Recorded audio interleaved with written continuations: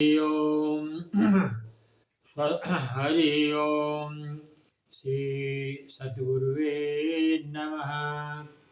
ओम गं गणपतये नमः। श्री सरस्वत्यै नमः। समस्त व्यासपीठ सहित श्री सुखदेव भगवान के चरणों में कोटशः प्रणाम। नीलाम्बुजश्यामलकोमलाङ्गं सीतासमारोपितवामभागं पाणौ महासायकचारुचापं नमामि रामं रघुवंशनाथम् अतुलितबलधामं हेमशैलाभदेहं धनुजवनकृशानुं ज्ञानिनामग्रगण्यं सकलगुणनिधानं वानराणामधीशं रघुपतिवरदूतं वातजातं नमामि। श्री राममय सब जग जानी करौ प्रणाम जोरि जोग पानी। सीताराम राम राम राधे श्याम श्याम श्याम। सीताराम राम राम राधे श्याम श्याम श्याम। ब्रह्म स्वरूप भक्तमयी देवियों एवं भगवत प्रेमी सज्जनों, आज का प्रवचन ध्यान पूर्वक सुने। दुख में सुमिरन सब करे, सुख में करे न कोई। जो सुख में सुमिरन करे तो दुख काहे होए। दुख जब आ जाता है, तन मन धन तीनों न्यौछावर करने के लिए सब लोग तैयार हो जाते हैं। उस समय भगवान की याद भी बहुत आती है, बहुत भजन कीर्तन भी, मनौती भी बहुत मानी जाती है। लेकिन यही कार्य अगर सुख में किया जाए, भगवान नाम का जाप किया जाए, भजन किया जाए, कीर्तन किया जाए, तो आप बहुत बाधा से दूर हो जाएंगे। आपको आत्म आनंद होगा और जो रोग दोष होगा सब भगवान निवारण करते जाएंगे। आपको हिम्मत, अंदर से हिम्मत बनेगी। लेकिन जब आप भगवान को छोड़ करके अपने मनगढ़ंत ढंग से अपना चलते हैं, तो यही दशा होती कि आदमी निराश हो जाता, हताश हो जाता, उदास हो जाता। तो सुख में ज़्यादा से ज़्यादा नाम आप जप करें।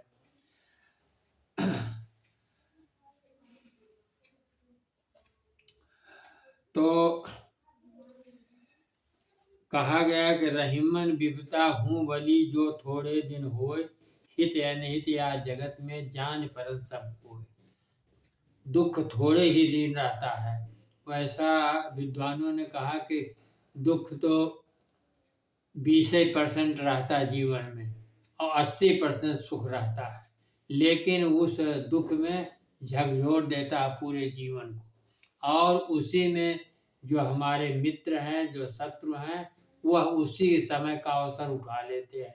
मित्र भी साथ छोड़ देता है और दुश्मन भी हंसता रहता है। तो हित या नहीं तो उसी समय पहचान में आ जाते हैं।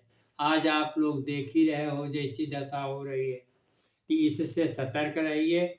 आज हम दृष्टांत में गुरु द्रोणाचार्य और राजा द्रुपद की मित्रता की कथा बता रहे हैं। आप लोग ध्यान पूर्वक सुने। गुरु द्रोणाचार्य और राजा द्रुपद की बचपन बाल्यावस्था की याद थी। तो द्रोणाचार्य और द्रुपद की बाल्यावस्था में बड़ी गहरी दोस्ती हुई, बड़ा अच्छा मित्र व्यवहार रहा। तो उसी समय द्रुपद ने कहा कि अगर हम राजा हो जाएंगे तो आपका आधा राज्य दे देंगे। देखिए, जैसी हो भौतव्यता वैसी मिले सहाय। आज तो उन्होंने वाणी से कह दिया कि हम आधा आपका राज्य दे देंगे, लेकिन भविष्य की बात नहीं जान रहे हैं। तो गुरु द्रोणाचार्य बहुत प्रसन्न हुए। अच्छा, भगवान की ऐसी कृपा हुई कि द्रुपद राजा हो गए। और गुरु द्रोणाचार्य की ऐसी विपत्ति आई कि उनको दैनिक जीवन निर्वाह करना कठिन हो रहा था, उस समय उन्होंने अपने मित्र की वाणी को सोचा, विचार किया कि राजा द्रुपद कहे थे कि अगर हम राजा हो जाएंगे तो आधा राज्य आपको दे देंगे, तो चलो थोड़ा सा अर्थ जो है उनसे ले आवें और अपनी दिनचर्या में सुधार करें।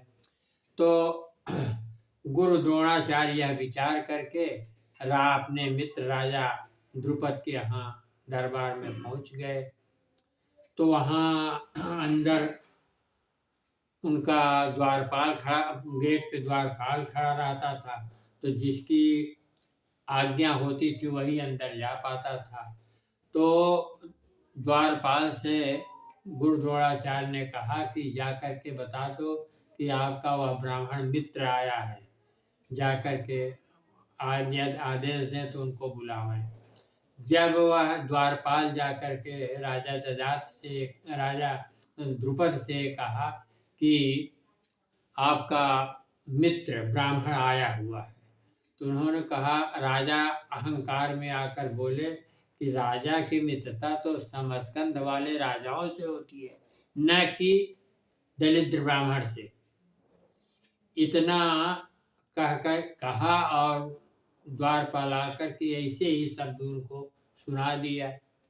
गुरु द्रोणाचार्य की छाती में जैसे बाण लग गया, इतना आग ऐसी लग गई कि बोल नहीं पा रहे थे। तुरंत उल्टे पांव अपने घर लौट आए, राजा द्रुपद से बात भी नहीं हो पाई। और जब घर आए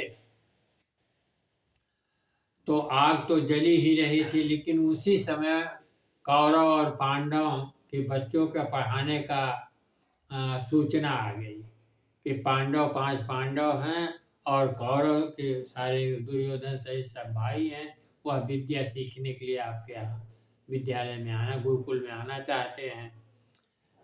गुरु द्रोणाचार्य को बड़ी प्रसन्नता हुई, चलो दिनचर्या तो अच्छी होगी। तो फिर दोनों अपना गुरु विद्या पढ़ करके शिक्षित हो गए और अंततोगत्वा अपने अपने महल को गए। तो धर्मराज युधिष्ठिर ने कहा कि एक सभा का आयोजन किया जाए, हम 5 पांडव जो है गुरुकुल में जाकर के शिक्षा दीक्षा ग्रहण की है, तो गुरु क्या दक्षिणा लेंगे उसके विषय में उनसे पूछा जाए और दिया जाए सभा के मध्य में। यह सभा का आयोजन किया गया। उसमें दुर्योधन पक्ष के भी आए, दुर्योधन सहित सब भाई आए और इधर 5 पांडव आए। तो वहाँ पूछा गया कि गुरु दक्षिणा आपकी क्या होगी गुरुजी? तो कहा कि हमारी गुरु दक्षिणा यही होगी कि जो राजा द्रुपद को पराजित करके और रस्सी से बांध कर हमारे चरणों में डाल देगा, वही हमारा सच्चा शिष्य होगा। तो अर्जुन के बोलने के पहले ही दुर्योधन बोल कर खड़े हो गए, कहे कि हम राजा द्रुपद को हरा करके पराजित करके आपके चरणों में बांध कर डाल दूंगा। दुर्योधन गए राजा द्रुपद को हराने के लिए, लेकिन राजा द्रुपद बड़ा शक्तिशाली था और खड़यंत्री भी था। अपना जैसे रूस के राष्ट्रपति पुतिन ने अपना 4 चेहरा अलग बनाया है नकली, कि कोई जान न पाए असली कौन है, इसी तरह राजा द्रुपद ने 4 चेहरा अलग बनाया था, अपना अलग था, कुल मिला के 5 चेहरे थे।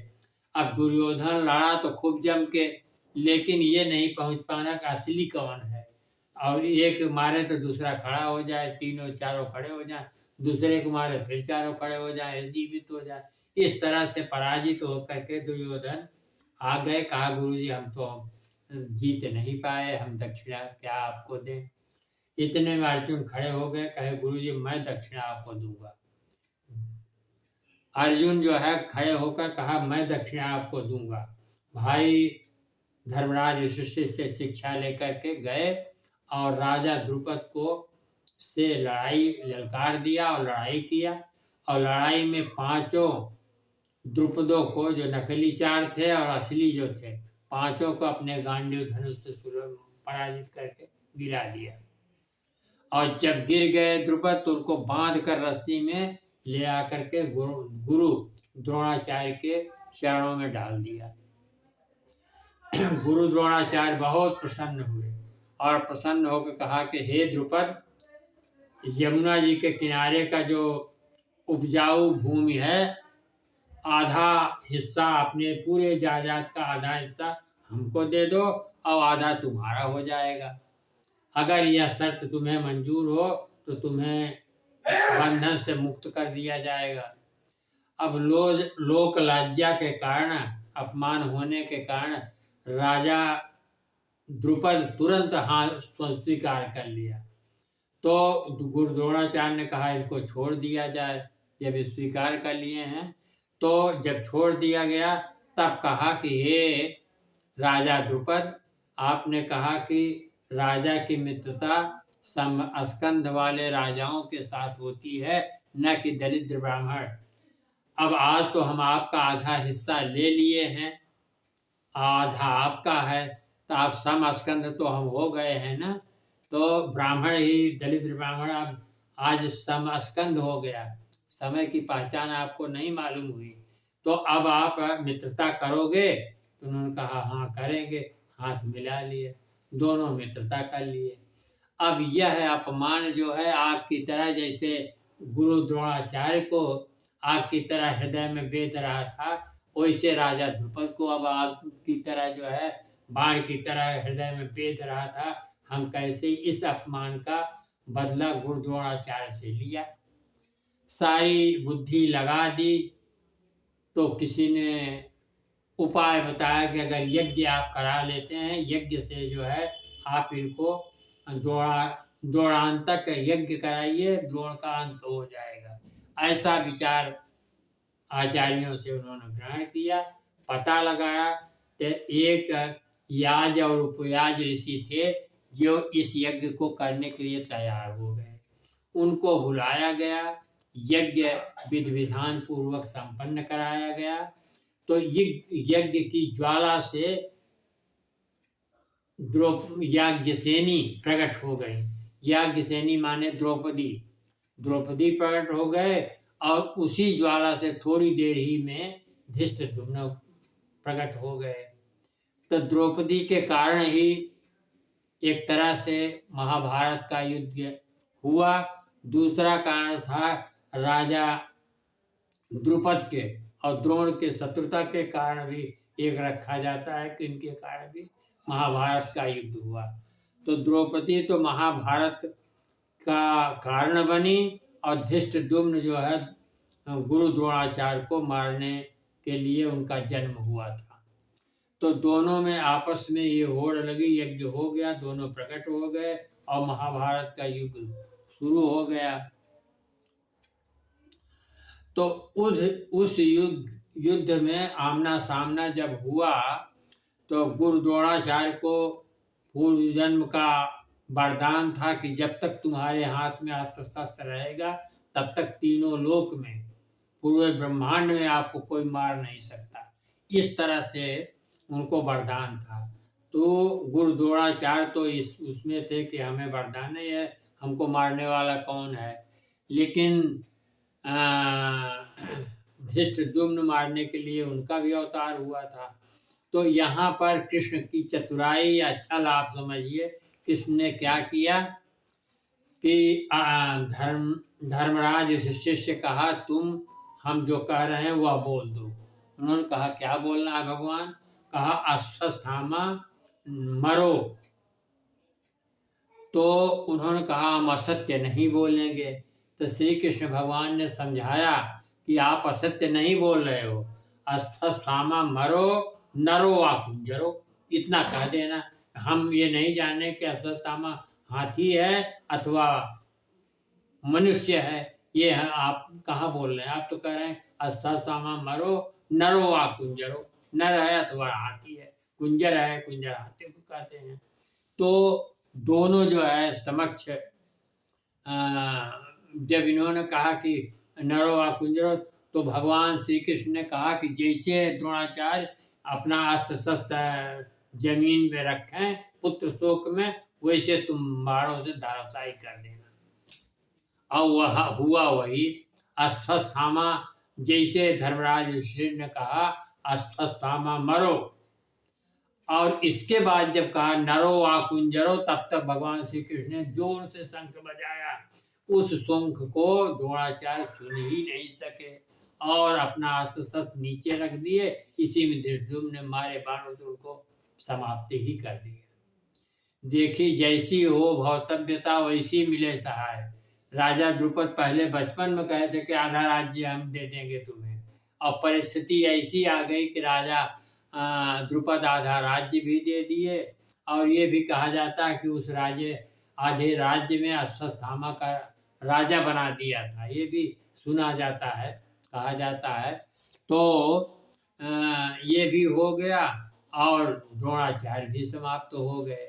देखिए, आदमी को कभी भी क्रोध में आकर के या मित्रता के अधिकता प्रेम में आकर कोई अतिशयोक्त बात कभी नहीं करनी चाहिए। तो इससे हम लोगों को 4 बातें जो है इस कथा से निकल करके आती है। वो चारों बातें ये है कि कभी किसी का अपमान नहीं करना चाहिए, वह राजा हो या प्रजा हो, सबके साथ समदृष्टि का समान व्यवहार रखना चाहिए, क्योंकि समय को कोई नहीं जानता कि क्या आगे आएगा। तो इसलिए एक शिक्षा तो ये मिलती है। दूसरी शिक्षा ये मिलती है, अपना अपमान तो सह लेना चाहिए, थोड़ा अपमान तो सह लेना चाहिए, लेकिन ऐसा शास्त्र कहता है, परंतु घनघोर अपमान होने दोनों पक्ष का था, तो द्रोणाचार्य मरे ही, कितनों की मृत्यु महाभारत में हो गई। द्रुपद भी बाद में तो उनका भी मृत्यु होना ही था, तो वो भी मरे, लेकिन अपमान के कारण, प्रतिशोध लेने के कारण कितना बड़ा हानि हुई। तीसरा ये हम लोगों को शिक्षा ग्रहण करनी चाहिए, आचार्य को अनर्थ का यज्ञ न करें और न करने की सलाह दें। जैसे अनर्थ का यज्ञ अनर्थ ही करा देता है। जैसे राजा दक्ष ने यज्ञ कराया शंकर जी का अपमान करने के लिए, और शंकर जी के अपमान करने के कारण क्या दशा हुई वो आप सब लोग कथा में सुनते ही हैं। इसलिए आचार्य को सही धर्म के अनुसार ही यज्ञ कराना चाहिए। अधर्म का यज्ञ जो है सारा नाश कर देता है।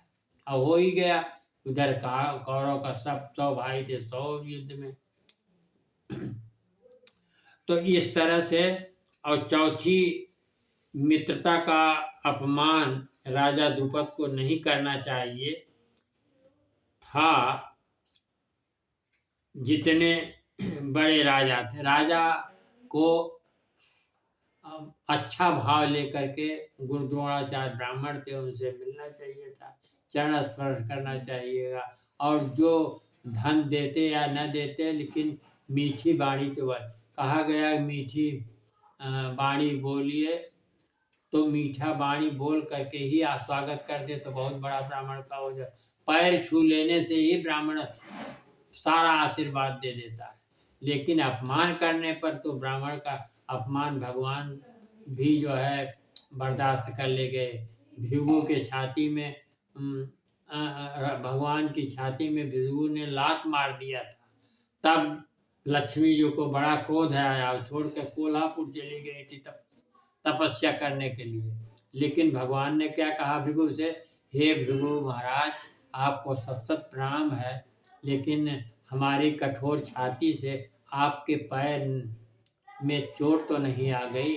धन्य हो भगवान, करुणावतारम इसीलिए कहा गया है।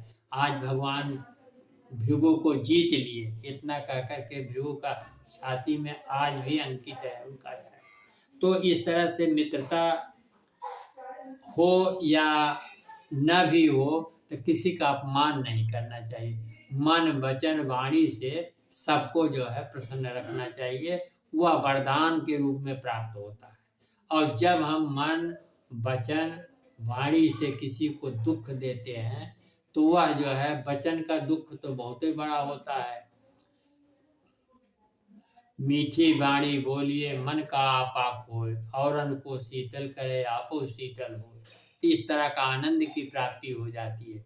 अब अपमान करने से हुआ तो दुखी हुआ, उसका दुख का पाप आपके ऊपर आ गया, आप भी दुखी भी हुए और अंततोगत्वा प्रारब्ध में वह दुख चला गया। तो अवश्य में वो भोक्तव्यम कृतम कर्मा शुभाशुभम, जो आप करेंगे उसका शुभ अशुभ फल आपको अवश्य प्राप्त होगा। पांचवा यहाँ यह भी शिक्षा प्राप्त होनी चाहिए, यह भी कहा जाता है कि अंधे को अंधा ही होता है। यह द्रौपदी ने नहीं कहा था, ऐसा लोग विद्वानों ने कहा है, लेकिन अन्य ने कहा था, परंतु दुर्योधन को सामने द्रौपदी ही दिखाई पड़ी। वास्तव में सत्य की जानकारी करके निर्णय लेना चाहिए। वहाँ अधर्मी दुर्योधन के अंदर धर्म का विचार नहीं किया और महाभारत की रचना रच दिया। कैसा अपमान द्रौपदी भरी सभा में किया। तो अधर्म का कारण जो है इतना गहरा पड़ता है कि कुल का नाश हो जाता है। अब यहाँ पर हम कथा जो है प्रवचन समाप्त करते हैं। सात्विकी बुद्धि भजनानंदी, जो सत्य के पथ पर चलता है वो भगवान की ओर चला जाता है। राजसी बुद्धि भोगना मस्ती, राजसी बुद्धि जो होती है भोग में अपनी मस्ती में समय बिता देता है। और तामसी बुद्धि नरक में बसती, उसका अंत तो गत्ता नरक में ही वास हो जाता है। इसलिए सीता राम राम राम राधे श्याम श्याम श्याम, सीता राम राम राम राधे श्याम श्याम श्याम। तो एक भजन कह करके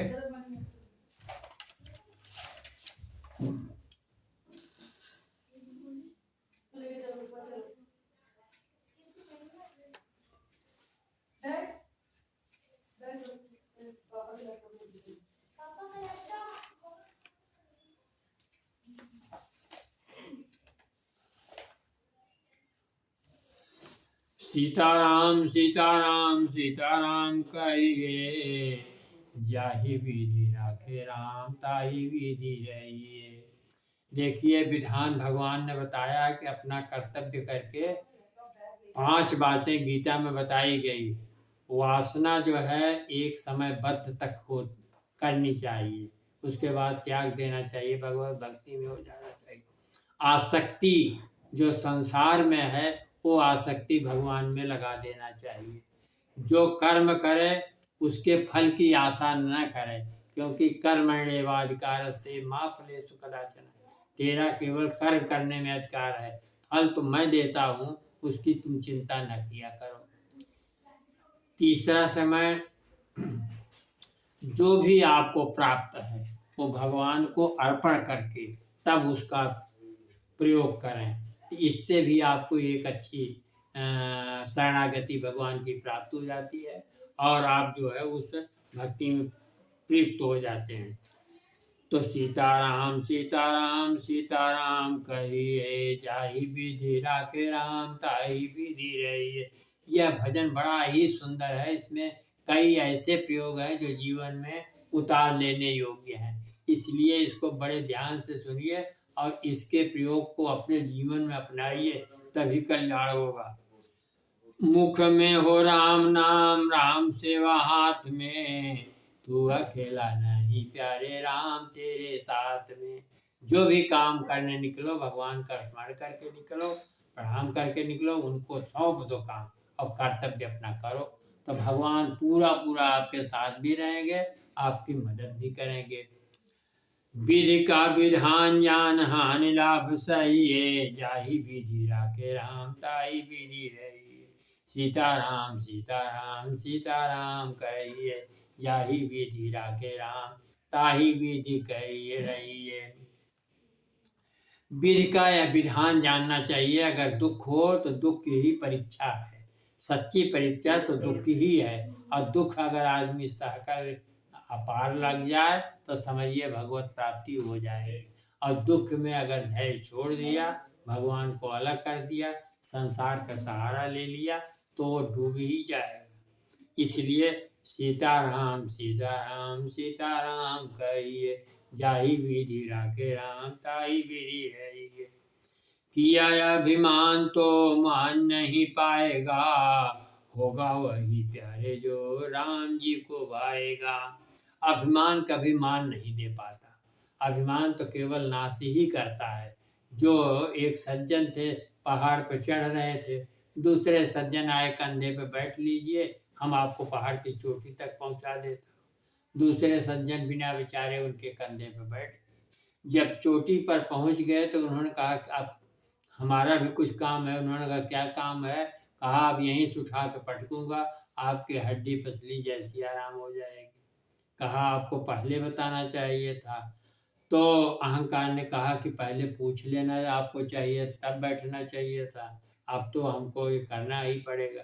यही सबका होता है। जितने अहंकारी हैं बहुत ऊंचे चढ़ गए, अहंकार किसी न किसी चीज का हो गया तो वो एकदम चकनाचूर कर देता है, उससे आदमी बच नहीं पाया। किया अभिमान तो मान नहीं पाएगा, होगा वही प्यारे जो राम जी को भाए।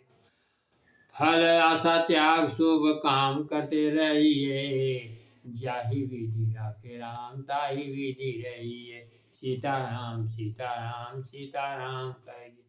हमने अपने प्रवचन में बहुत ज़्यादा जोर नाम जप पर दिया है, इसी से भगवान की प्राप्ति हो सकती है। और फल आशा के चक्कर में आप न पड़ें, केवल नाम स्मरण खूब करें। सेवा निवृत्त वालों को तो जुट जाना चाहिए, क्योंकि उनके पास और काम नहीं है। अगर वो काम में फंसे हैं तो उसको अपने बच्चों को सौंप देना चाहिए। अब कुछ दिन भगवान का नाम जप का स्मरण करना चाहिए, जिसके उनको उनका बार बार जन्म मृत्यु के चक्कर से उनकी छुट्टी प्राप्त हो जाए। इसलिए सेवा निवृत्त वालों को तो तुरंत शुरू कर देना चाहिए। लेकिन मन इतना शत्रुओं से घिरा हुआ है कि मन स्थिर ही नहीं होता पूजा पाठ में। तो केवल हम लोगों का फर्ज है, कर्तव्य है समझाना। अब आप लोगों को कितना इसका प्रयोग प्राप्त होता हो आप लोग जाने। जिंदगी की डोर सौंप हाथ दीनानाथ को, महलों में राखे चाहे झोपड़ी में बास दे। अपनी डोर जो है अर्जुन अपनी पांचों घोड़ों की लगाम भगवान श्री के ऊपर, और ये जो है इंद्रियां जो है काम क्रोध लोभ मोह, सब ये जो इंद्रियां हैं सब भगवान के हाथों में सौंप दीजिए। आप निश्चिंत होकर भगवान का स्मरण करिए। जिंदगी की डोर सौंप हाथ दीनानाथ को, महल में राखे चाहे झोपड़ी में बात। जो झोपड़ी थी राजा सुदामा की, आज दो लोक दे दिए भगवान ने। ये कृपा भगवान की होती है अगर जप नाम सिद्ध आप लोग करें तो। धन्यवाद निर्विवाद राम राम कहिए, जाहि विधि राखे राम ताहि विधि रहिए। भगवान जिस स्थिति में रहें उसी स्थिति का धन्यवाद उनको दे करके उन्हीं के नाम का जप जो है सिद्ध आप लोग करें, अवश्य करें।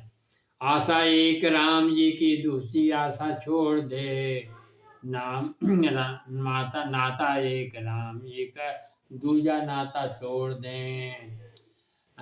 नाता केवल एक ही से करिए, राम से या श्याम से या कोई भी देवता जो आपके इष्ट हो, जिसको आप ज़्यादा पसंद करते हो पूजा करते हो, उन्हीं का नाम का जप स्मरण करो। वो मिलाने का काम करते हैं। जैसे हनुमान जी की पूजा करेंगे तो भगवान से वही मिला देंगे। शंकर जी तो काशी में रहकर स्वयं भगवान ने अधिकार दे दिया कि हमारा जो आपको काशी के अंदर जिसकी मृत्यु हो, 35 × 40 को उसकी काशी नगरी बताई जाती है। अगर उसके अंदर किसी की मृत्यु हो जाती है तो मृत्यु के पहले ही भोलेनाथ उसके कान में राम शब्द डाल देते, इससे उसकी मुक्ति हो जाती है। पहले के राजा महाराजा लोग बहुत ज़्यादा जो है काशी में जा कर के चौथी अवस्था में वास करते थे और भजन कीर्तन करते थे। तो इस तरह से करना चाहिए। काम काम रस छोड़ प्यारे राम रस पागिए, सीताराम सीताराम सीताराम कहिए। काम रस की तृप्ति तो 10,000 वर्ष तक राजा ययाति ने सोचा कि इससे तृप्ति हो जाए, लेकिन 10,000 वर्षों में भी उनकी तृप्ति नहीं हुई। पुनः राम की ही शरण में आकर के उनकी तपस्या में लग गए। तो हम सब किस खेत की मूली हैं। तो इसलिए राम का ही एक सहारा रखिए और उन्हीं के नाम जप का वो करिए। हाँ, काम रस छोड़ प्यारे राम रस पगिए, सीताराम सीताराम सीताराम कहिए। जाहि विधि राखे राम ताहि विधि रही, बोलो सियावर रामचंद्र की जय। उमापति महादेव की जय। पवन सुत हनुमान